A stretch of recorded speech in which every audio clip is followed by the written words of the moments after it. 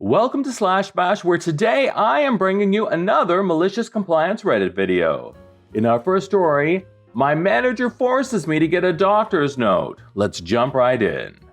When I was in my early 20s, I worked at a supermarket. I should note that I was a pretty reliable employee. I was never late. In fact, I often got in early and I rarely called in sick.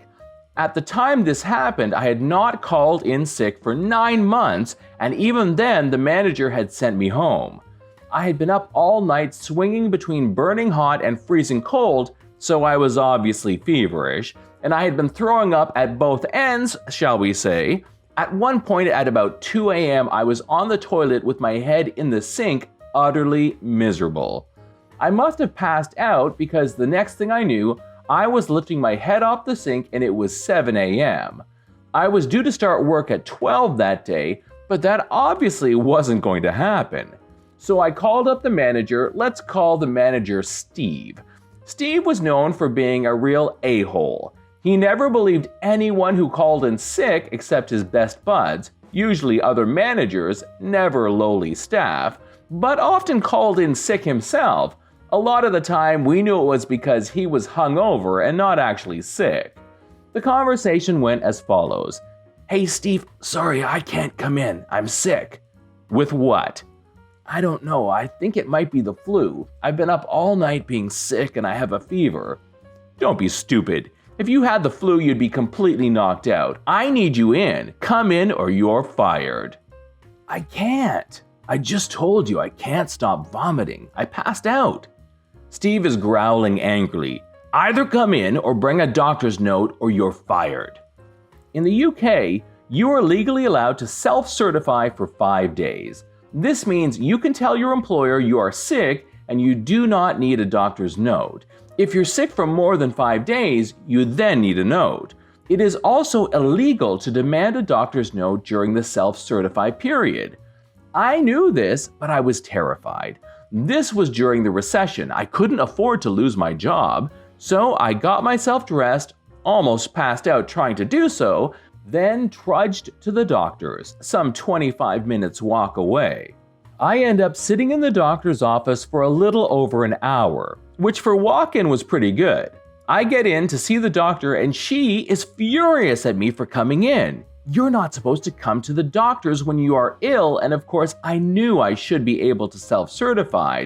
She told me as such, saying I shouldn't be here and should have stayed home.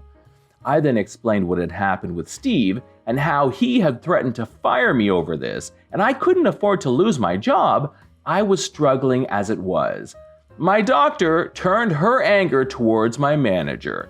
She asked if I got sick pay from the company, and I said yes. "He wants a sick note, does he?" the doctor says. "Okay, I'll give him a sick note." Now, my manager just wanted a note confirming I was sick, but instead, my doctor wrote something along the lines of this. "Mary has come to the surgery because her manager has insisted she come in spite of the fact that this is illegal and all employees are allowed to self-certify. Due to being forced to make this unnecessary and highly dangerous trip when the patient is ill, has a fever of 39 degrees Celsius and almost passed out in the waiting room, I am signing Mary off for 2 full weeks to recover." Had Mary been allowed to self-certify, as is the law, they might only have needed a few days, but due to straining themselves, they now require 2 full weeks. They are not to be permitted to work until a date 2 weeks from now. The doctor said she would have signed me off longer, but this was the longest she could do without requiring further evidence. So basically, instead of just being off for a few days, I was now signed off for a full 2 weeks, and I'd be paid for it. I went to my place of work, at which point one of the duty managers saw me and asked me what the heck I was doing here. "Go home." I was obviously very unwell. I explained what happened. They agreed to help me downstairs to Steve's office and went with me inside. I handed Steve the note. He looked worried and tried to say, "I wasn't being serious about firing you." "Well, gee, when you angrily growled it down the phone, it sure sounded like it."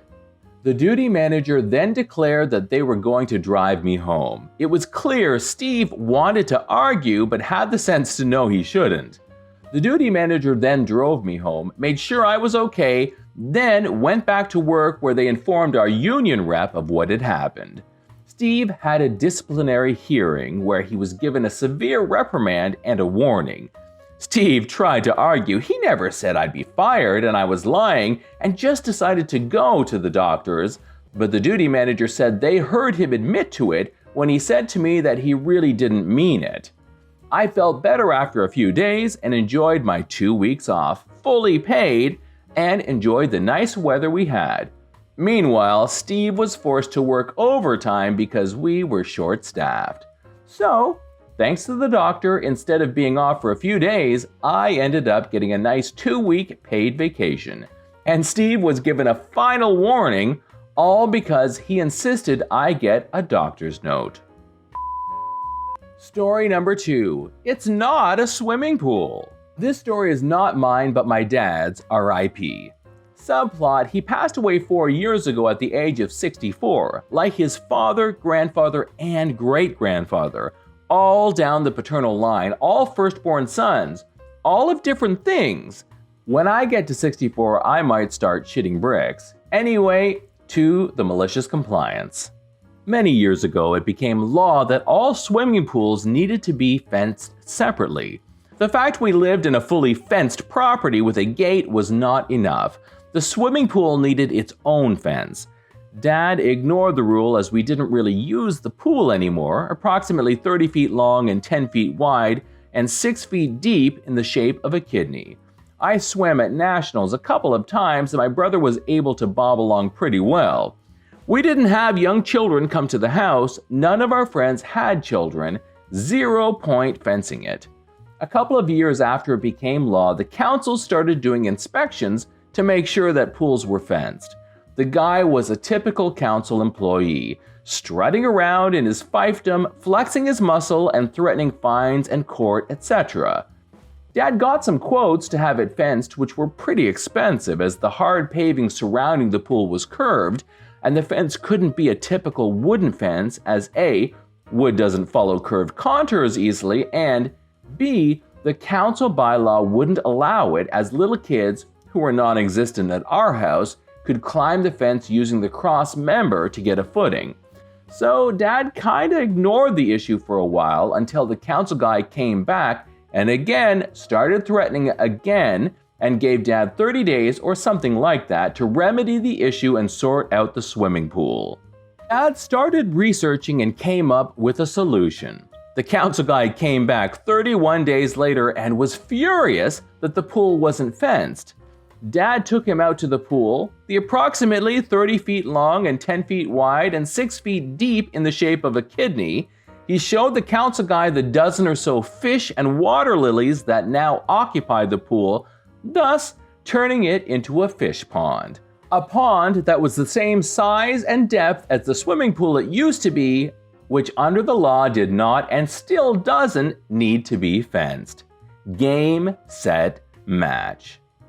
Edit. Blimey, this has blown up a bit more than I expected. I can see and in some ways agree that it was a bit irresponsible, but as mentioned, the property itself was fully fenced and electric gates at the top of the drive. No kids came to the house. I'm pretty sure if we did have visitors, or if it was still used as a swimming pool when my brother and I had kids, fencing would have happened. This is John from /bash. Thanks for watching. If you've enjoyed the video and want to be the first to know when the next one drops, subscribe and click on the notifications bell so you actually get shown my videos. We would love for you to drop a like, share it with your friends, and we will see you in the next one.